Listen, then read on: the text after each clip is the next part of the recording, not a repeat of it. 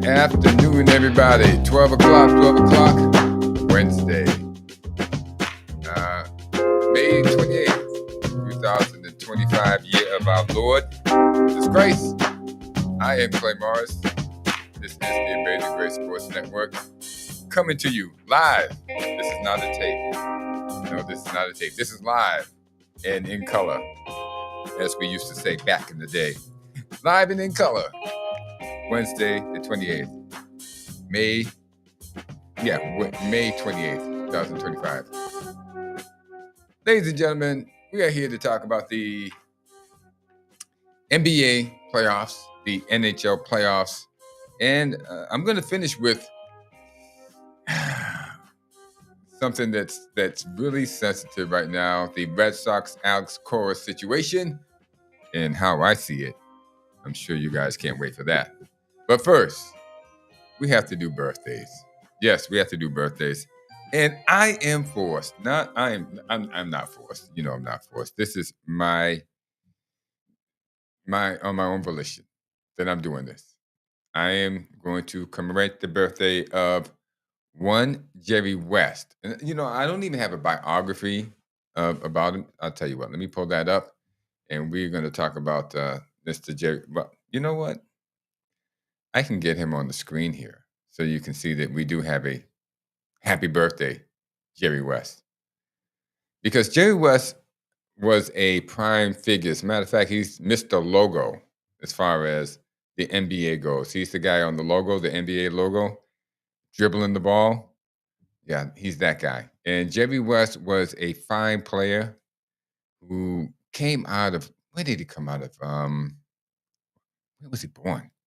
Oh, yeah, he was born in Cheylon, West Virginia, May 28th, 1938. Cheylon, Cheylon, West Virginia.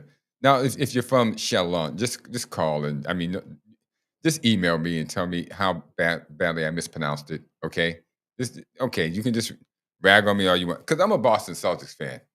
Okay, I'm a Boston Celtics fan, but I do recognize greatness when I see it or have seen it. And Jerry West was one of those guys that I grew up with. I'm going to tell you, he was the guy could shoot. The guy was good. He was called Mr. Clutch, the logo, Mr. Outside, Zeke from Cabin Creek, which is near the birthplace of where he was born, Cheylon, West Virginia. And I don't really know what to say about Jerry West. He was Michael Jordan before Michael Jordan, LeBron James before LeBron James, Charles Barkley before Charles Barkley, because he played for a lot of years without winning. And that was a shame because the guy was really good. He played with the Los Angeles Lakers, but in the 60s, the late 50s and 60s, well, the Lakers was just runner-ups to the Boston Celtics. The Boston Celtics, they were the Lakers were the Boston Celtics doormat. They met them in the finals. I don't remember how many times, but they lost all of those times that they met the Celtics. So it's something like 6 or 7. Somebody, in the chat, if you can get to me in the chat, let me know. Okay, how many times that he went to the finals against the Celtics and lost? Because I'm really not too sure, but it was like 6 or 7 times. And he hated the Celtics. He hated the color green. He hated the city of Boston. Well, when you're from, he was from West Virginia. It's a lot of gray there. It's a lot of gray in Boston for the most part. But he went out to sunny California, LA, and it's really not that much comparison between the sunshine in LA and the gray of Boston. So there was a lot of reasons to hate Boston. The gray and Bill Russell, John Havlicek, Bob Cousy, Bill Sharman, Sam Jones, Casey Jones, Tom Heisen, Jim Luskatoff, Tom Sanders. Yeah, there were a lot of reasons not to like Boston for Jerry West. So we totally understand Jerry, believe me. And I just really want to get out that the guy was an unbelievable player. So let's go over a couple of things that had to do with him. I put together a minute of highlights. Let's get into it. It's not that long, but hopefully you will get a appreciation of this guy. And well, The element of surprise is always with the offensive player. The defensive player never knows when you're going to shoot.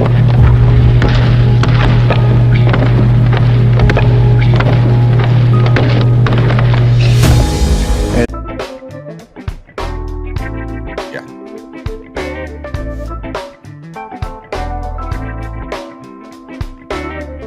hook shot, 14 if he can. West is between the driving money. layup. Watch West. He taps it away. Tries to beat the clock. Great defensive play. The clock. The Another Lakers team win. that's puts the ball, wins the game, and then in the playoffs against the Baltimore. And you can see it in LA, and the crowd went wild. Lakers trying to pressure the inbounds Wow. pass, and it comes into Walt Frazier with We all remember 10 this. seconds now Before showing this, on the he hit clock. another 8 first seconds shot. left to go on the clock. Wow. 7, 6, This- 5. this The had to Busher be- shoots. Hit with 3 seconds to go. 2 seconds. 1 second. West throws it up. He makes it. West threw it up and makes it. Over half court. Hey, West. Ball game is tied. Jerry West Jerry West. made it from the other Give side him of the the ball. midcourt stripe. That's right. The other side of the midcourt. Well, you get what we're saying here, okay? Jerry West can make every shot in the book. Played on a lot of losing teams. I think he won one championship, 1971-72 with Wilt Chamberlain, and that was it. But I tell you, he became a Lakers executive in the 80s and in the 90s, and he put together some really good teams because he had that bitter taste in his mouth. And nothing felt better to him than winning against the Boston Celtics, which he did a couple of times in the 2000s, and I don't think they ever played in the 90s. No, they didn't. So he couldn't get revenge then, but he put together the Kobe, Shaq era, and they won 3 championships. And then he put together the Kobe, I guess we could say Paul Gasol era, and they won 2 championships with that. So that made Jerry West rest a lot easier in this old age because they won. They finally got it done. The Lakers finally got it done. Instead of being a bunch of runners-up in doormats, they were able to get it done. Now let's list off a couple of things about Jerry West that you should know. Okay, if you do know, it's going to drive you nuts. NBA championship, 1971-72 season. He was the MVP Finals in the 69 season, which they lost to the Celtics. 14-time NBA All-Star. He was the MVP of the All-Star game in 1972, a 10-time All-NBA first team. Unbelievable. 4-time NBA All-Defensive first team. NBA All-Defensive second team. NBA assist leader 1972. Scoring champion 1970. He was an All-American. I think this guy won 3 state championships in a row and was Mr. West Virginia, which I don't know how hard that is, but whatever it is, he did it. I didn't do it. Okay. And as an executive, he was an 8-time NBA champion, 1980, 82, 85, 87, 88, 2000, 2015, and 2017. Yeah, 2015 and 2017.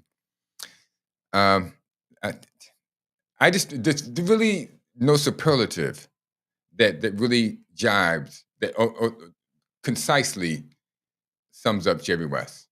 He was that good of a player, and as we can see, he was even a better executive because an 8-time winner, champion as an executive.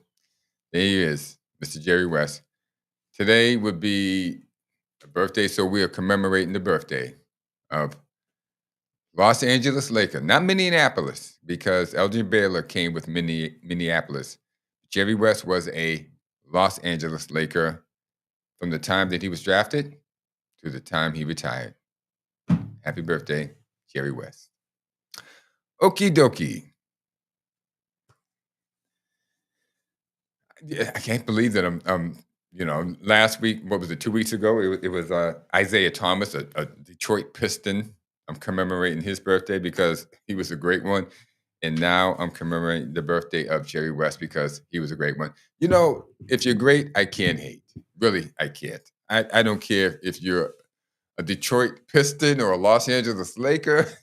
Two of the teams that I really I have angst. No, I really don't have angst toward the Lakers. No, I don't. Toward the Knicks and the Detroit Pistons, they were. You know what? I do have some angst toward the Lakers. They had the Magic Show. Yeah, the Magic Show, and I always thought Magic was. You know what? I'm going to end up making a birthday commemoration for Magic one day. I'm sure of it. I'm gonna look over this. I'm gonna look over this. And, all kinds of highlights about Magic Johnson. What am I saying? Magic Johnson. I'm gonna look over highlights of Magic Johnson one day. It's just gonna hit me. You know what? This guy's really good. No, actually, I know Magic's really good. I just didn't like his whining. Oh, he's just a whiner. Cried a whole lot. And it doesn't matter if he's great. I'm still gonna say what I see. And yes, great passer. Great. He ran the floor. Guy was pretty good rebounder. He was a lot of things. So yes, probably in the future, in the near future, because you know how these things go.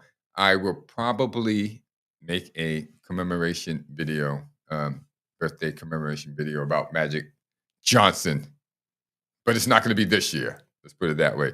But yes, I am happy to commemorate the birthday of one Jerry West. Moving on, we have the NBA Finals since we are talking about the NBA Conference Finals since we are talking about that. And last night, ladies and gentlemen, Tyrese Halliburton went off on the New York Knicks, who seem to be well on their last legs. And listen, I got no clue. I got no clue when it comes to the NBA playoffs. I couldn't even throw a dart on the wall that says what's going to happen. I thought the Pacers might. I thought the Knicks were going to win, but now the Knicks are down 3-1, and well, could be a closeout game in New York. Let's see. Today is Wednesday. Tomorrow could be a closeout game. Tonight could be a closeout game for the Minnesota Timberwolves against OKC Thunder, who are up 3-1 on the Minnesota Timberwolves. But let's talk about last night. Tyrese Halliburton did a triple-double without any turnovers, and he's the point guard. Yeah, I think I need to repeat that. The point guard, okay? Tyrese Halliburton, triple-double. Bada boom, bada boom, bada boom. He was 11 for 23, which means he shot like 50%. 5 for 12 from the three-point line, I believe. Let me just get this right. No. Actually, that's not from the three-point line. He was, 5 for 12 from three-point line, 5 for 6 from the free throw line, but he had 32 points, 15 rebounds, and 12 assists. Wow. Is that possible?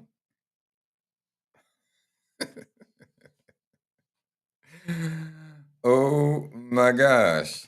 Tyrese, you know what? These papers have to be turned around the right way for me to see them. Looks like 15 assists and 12 rebounds. Yeah, so 15 assists, 12 rebounds, 32 points, a plus 16 in the plus minus.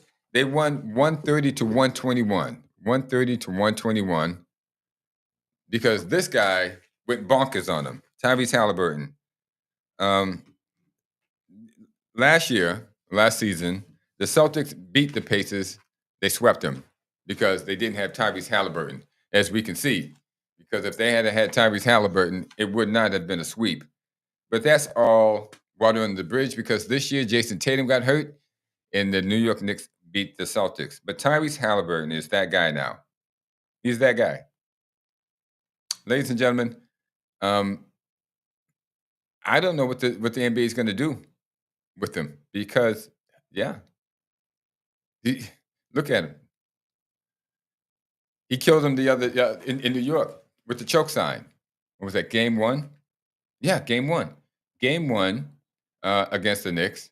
He impersonates or he imitates Reggie Miller in the choke sign in New York City. Hits a three with no time left on the clock. They go into overtime and they win the game. And so now he's that guy. He's that guy. If they go to the finals, okay, I know everyone's picking OKC. If they go to the finals, if OKC beats Minnesota, which I believe they will do tonight, there's no reason why they shouldn't. They will play in OKC, have that home court advantage. Minnesota's reserves won't be as confident on the road as they are at home, and that does not bode well for the Timberwolves. This could be the closeout game. If they play, I'm picking the Pacers. I just got to go with Tyrese Halliburton. I saw him on WWE doing things. That's one of my favorite entertainment situations to watch. It's definitely sports entertainment. It's not real. But Tyrese Halliburton was on there, and also our guy there, Jalen Brunson. He was on there. Him and Jalen Brunson were on opposing sides. I think he was on Logan Paul's, and Jalen Brunson was on, I think, LA Knight. And fantastic. But Tyrese Halliburton is such a character, and he's so level-headed. He doesn't take any of it seriously. He's not as obnoxious as Reggie Miller was when he was playing. Reggie Miller was such, he just flailed and flopped and kind of did the SGA thing all the time. Every time you look, Reggie Miller was flopping and hitting the ground and trying to draw a foul and just fishing for fouls all the time, like SGA. But Tyrese Halliburton isn't like that. Tyrese Halliburton is a solid player. He's going to beat you. He's almost has the Michael Jordan, Kobe Bryant mentality. Okay, he's going to beat you. I mean, and more so Michael Jordan, because Kobe Bryant would do some crazy things and then look for a foul. Dude, if you're going to go up against three people, don't look for a foul. Pass the ball out to your open teammate. But that's beside the point. What I'm saying is that Tyrese Halliburton is going to beat you. And he's not going to flop. He's not going to fish for a foul. He's just going to beat you. And I love that about Tyrese. I love that about him. And I think that's going to go far. So, 130 to 121. What do we have here? For the starters, Mikal Bridges, who's been solid, 22 points. Anunoby at 20. Mikal Bridges at 17. Anunoby 22. Carl Anthony Towns, who has been my breakout guy of the whole series, of the whole New York Pacers series. The breakout guy, the guy who has caught my attention the most has been Carl Anthony Towns because of the effort that he has put in. Carl Anthony Towns has put in 100, 120, 150, 175% effort, whatever you want to call it. It's above the board effort every single time on rebounds, on offense, on defense. He's given his all, and he's really surprising me because I didn't think he had it in him. I really didn't. I'm really amazed, and I'm happy for him because after years of toiling with the Minnesota Timberwolves and not going anywhere, the guys finally put it together, but it looks like it might be in the losing cards. We will find out. But he is really giving it everything: 3 points, 2-point shots, layups, block shots, diving for balls. And the guy's knees are bad. His knees are bad, and I don't know what he's doing, but he's making sure whatever he's doing that he's able to do what he needs to do in order to get it done. How you like that? Because with bad knees and all, he gives me hope watching him run up and down the court, and I know his knees are hurting him. I can just tell by the way he's running, and he's still pushing it. 120, 150, 175%. giving it his all. That is unbelievable. Kudos to him. And, he's a star. He's a star in my book, whether they get past the Pacers or not. We will find out. So Carl Anthony Towns has been an eye awakener. They played Mitchell Robinson as the starting role. I don't know why, because they only gave him 6 points after they started him. And Jalen Brunson, 37 minutes, 31 points. Well, just 9 for 19, which is not that bad, but 2 for 6 from 3-point shots. I think he's wearing down. As well, he should wear down because, he's been worked a lot. Josh Hart gave him 12, and that was that. Pascal Siakam gave the Pacers 30 points, and Pascal has been an awakening also. He's really put it in. Neesmith gave him 19, and he was not even supposed to start. Here's a kid, and this is the reason why Jalen Brunson is wearing down, because they have this kid, Aaron Neesmith, who was a Boston Celtics, but he couldn't get on the court with Tatum or Brown out there. No, he was not going to be able to get on the court with those guys. So they traded him to the Pacers for some guy they've already let go, and the Pacers have him in the starting role, hounding Jalen Brunson. I bet the Celtics could use him now. Let's put it that way. Miles Turner gave him 13, but it was a steady 13, 5 for 8, 1 for 3 from the three-point line. Andrew Nebhard had a forgettable game. He only had 3 points. As a matter of fact, but he played 29 minutes. Didn't do that much. But coming off the bench, they had Benedict Mathurin, who is a pain in the butt guy who is going to needle you and do this, but he got it done, 20 points. So I'm looking at that. Okay. NBA playoffs. That's my prediction, that the Pacers will go on and take care of the business tomorrow night. I think OKC is going to take care of business tonight. And I think we're going to have an OKC Indianapolis Pacers final for the NBA. 2 teams. Well, the Pacers have been in the finals before, and OKC was in there as the Seattle Supersonics way back when, in the 70s. So it's going to be an exciting series, because these are I hate to tell everybody, but yes, the 2 best teams in the league with 2 of the best stars, SGA and Tyrese Halliburton. Good luck. We'll see what happens. Next, we are moving on. Okay, yeah. There he goes. One last look, Tyrese Halliburton.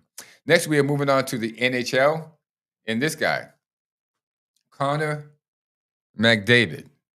Yes, Connor McDavid, who disappeared in the 2 previous playoff series before this series against the Stars, but now has reemerged because Connor McDavid is going to town on the rest of the league.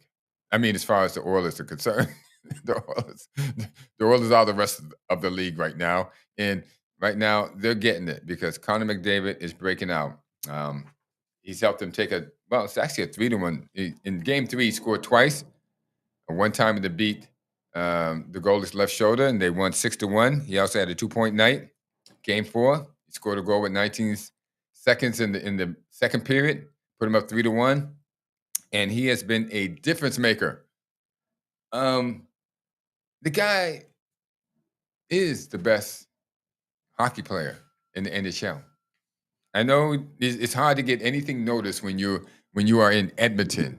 Edmonton, way up there in Canada, the frozen tundra and all of that. Nobody notices you up there, nor should they.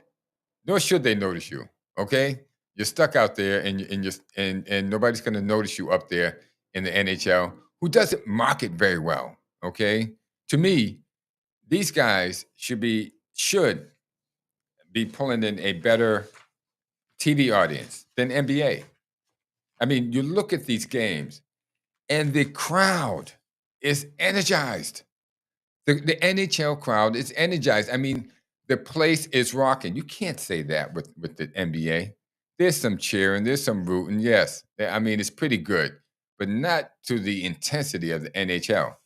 And they have, for the most part, unless you're counting Brad Marchand and the Florida Panthers, likable people. Connor McDavid being one of them.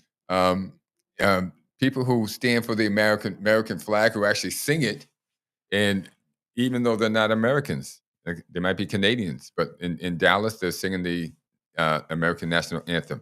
So you have people that are proud to be Americans, guys that aren't getting in trouble and making hand gestures as if they're shooting their gun or something to that extent, or cursing and swearing to no end on the internet in their podcasts.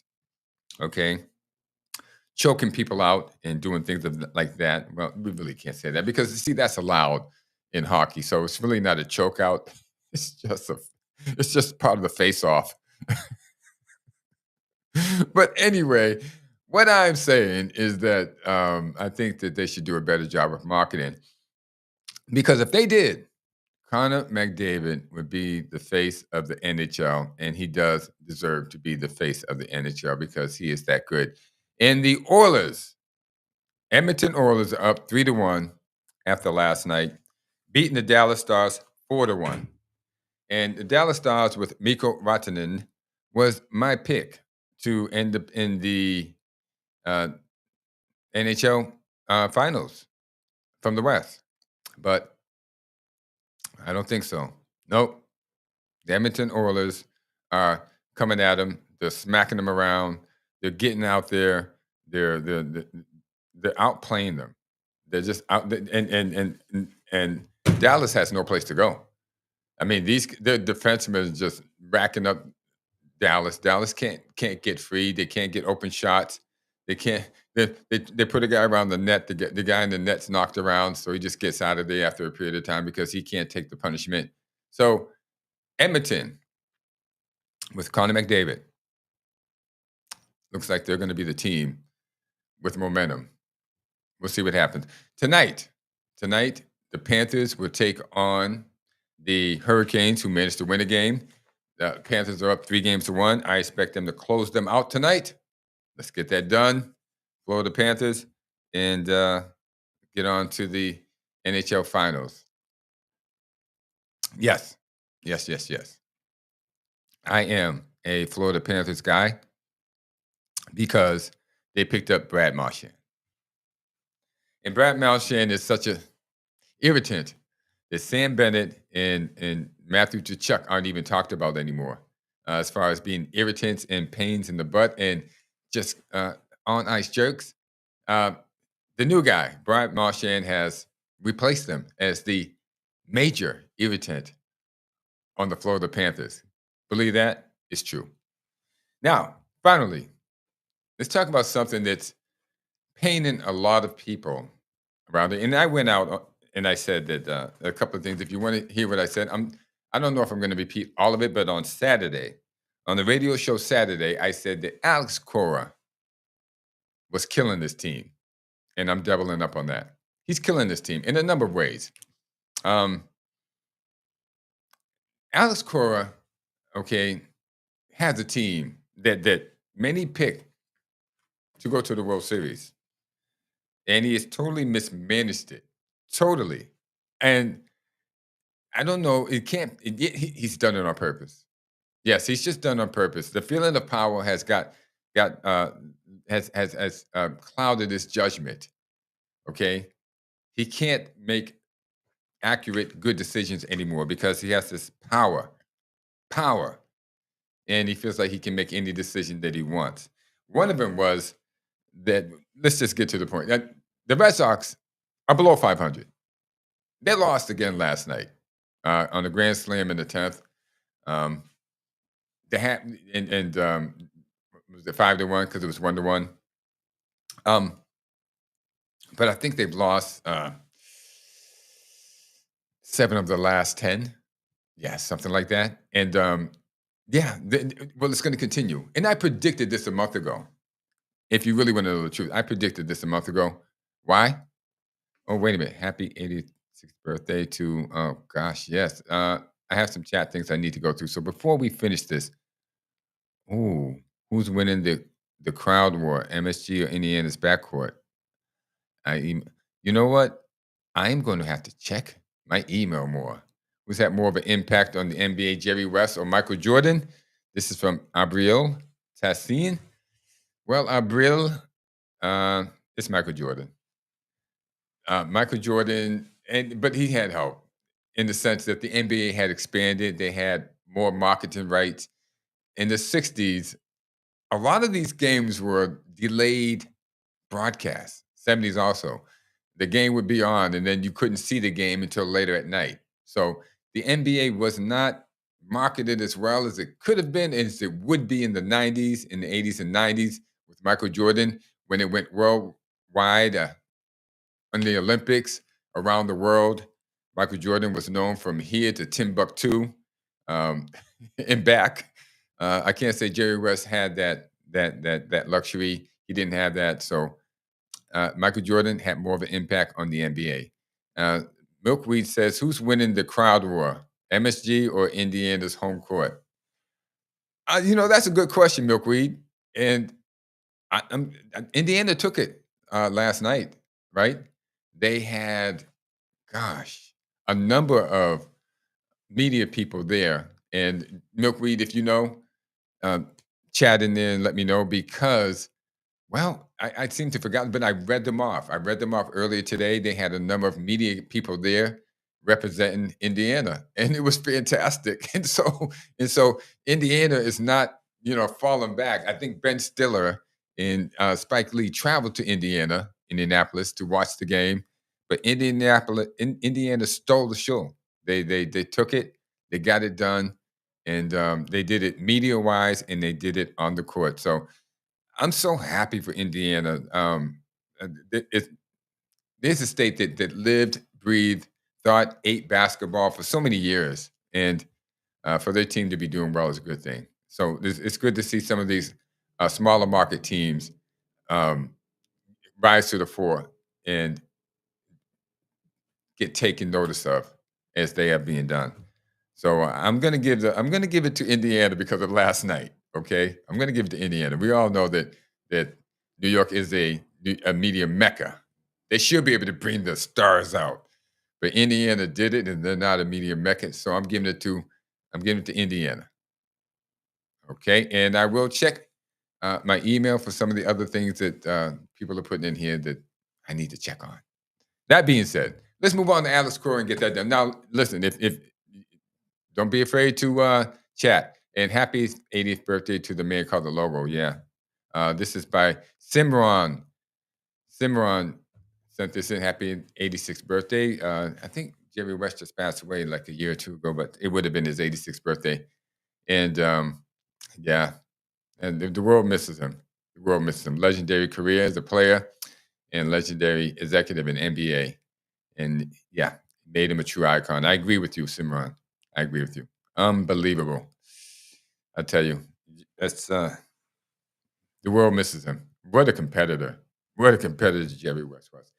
Now, moving back on to, well, how I'm going to end this thing is Alex Cora. And I think I'm taking time because I really don't want to say what I'm about to say, but I got to say it. There's a picture of Alex Cora. The team is floundering. Alex Cora should be fired because he inherited a team. He got a team this year that is, well, should be, I don't know how many games over 500. And I can give you a couple of reasons why. He's totally mismanaged the bullpen. He's making mistakes where he places players to bat. He's given his favorite players places where it's hard for them to make a mistake. They can do anything and it won't be a mistake, such as Rafael Devers batting 2. What the heck is a guy who can hit home runs and doubles batting number 2 for when you already got a leadoff hitter who's on the base?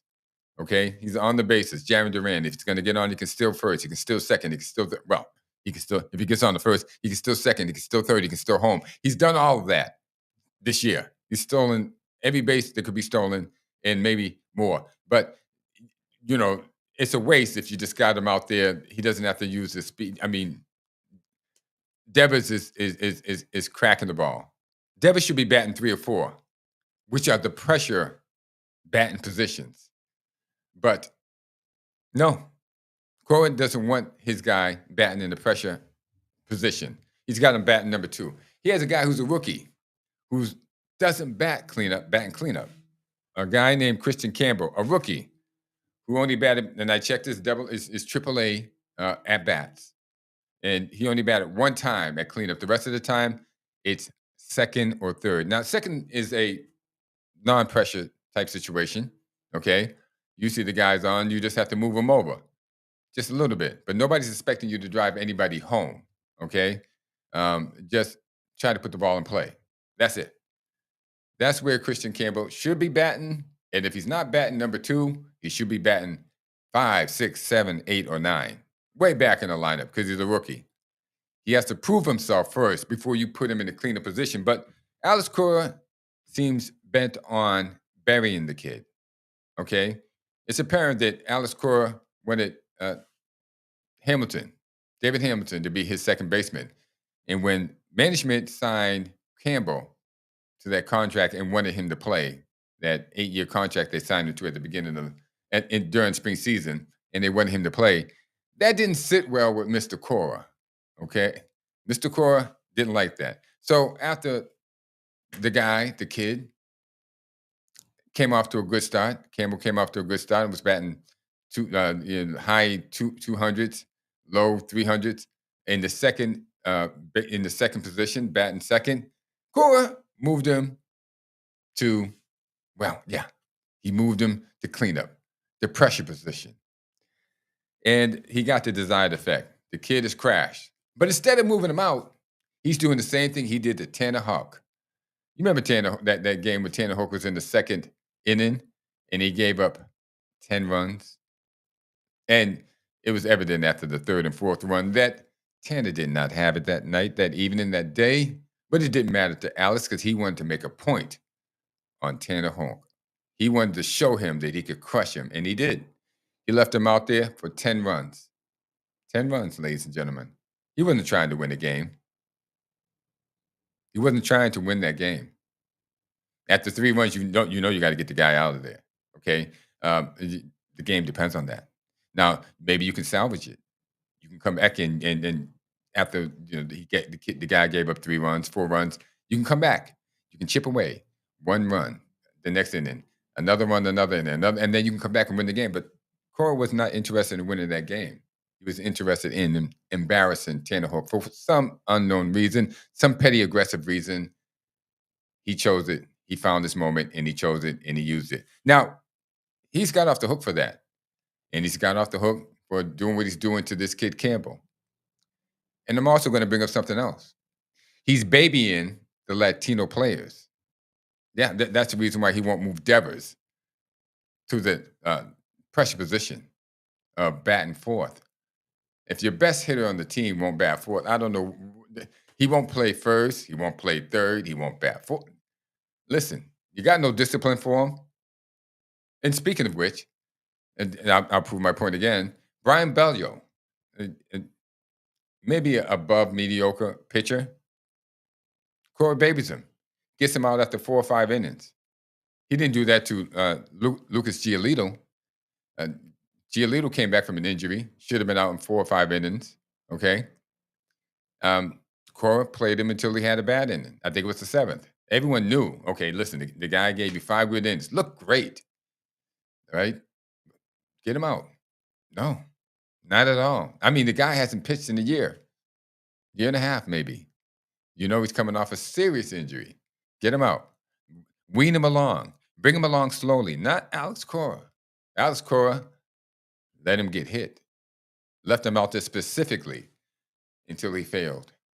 That's what I'm talking about. The power has gotten to his head. Management, okay, does not know what to do. They thought they had a level-headed guy. And maybe they did at one time, but he's not that guy anymore. Now he's a guy drunk with his own power who feels like he can do whatever he wants. And the winning is not paramount on this list of what he wants to do.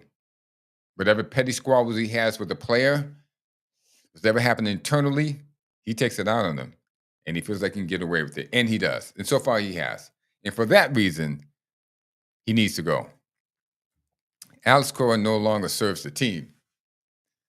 Now the team serves him. Whatever he wants to do. I think they signed him to an extension. I think they may have to pay him out. And I'm not too sure they want to do that. So there's a lot of waffling going on when there should be no waffling at all. Just like there should not have been any waffling when it came to Rafael Devers taking over first base or third base when Bregman got injured. But him telling management what he wants to do. Know what you should have done. You should have sat him down. As soon as he said he wasn't going to play, sit him down. That's right. Let somebody else play who's going to play that position. He does have pride. You have to appeal to their pride. He's making $40, $50 million a year. He doesn't care about that, but he does care about his pride. And if you hurt his pride, he will stop becoming the player that he should be, which is team first. A player who puts team first, not himself first, which is what he is doing. And if he's the best guy on your team who's doing that, everyone else is going to follow. And if they see you burying Kristen Campbell on the team, the rest of the team starts worrying about, is winning what we're really here for? Maybe I just should cover myself, do the best I can to make sure I'm not singled out, that I don't become that guy that he's going to pick on. Because that's what's happening on that team.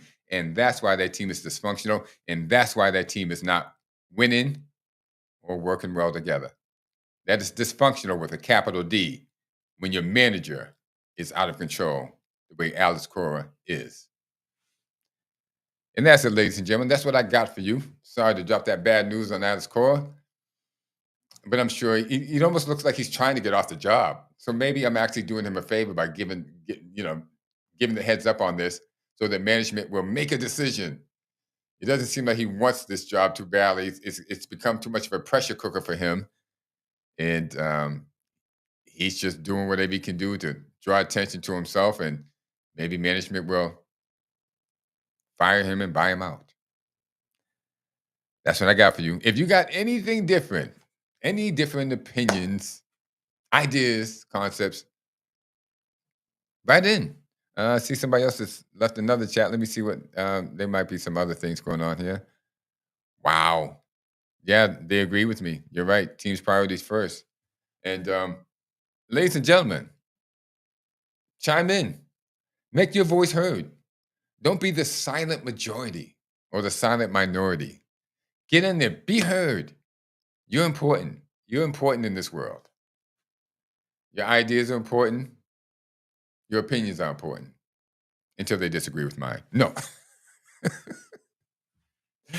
Okay, ladies and gentlemen, that's what I got for you. It's a Wednesday, and I have to get off because I have to go take care of something here. It's called a grandson. He was sick today, and so I am the babysitter, and he is in the back of the studio here, waiting for me to get off the air to take him to McDonald's so he can feel much, much better.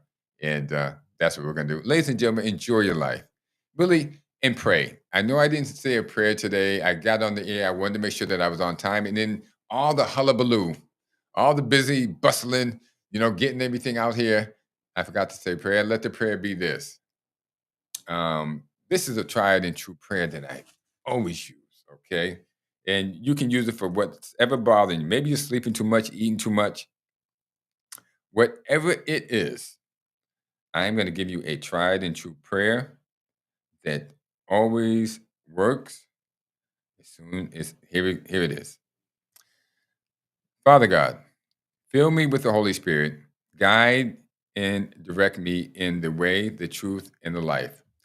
Deliver me from the blindness, immorality, and misfortune caused by my acceptance of sin.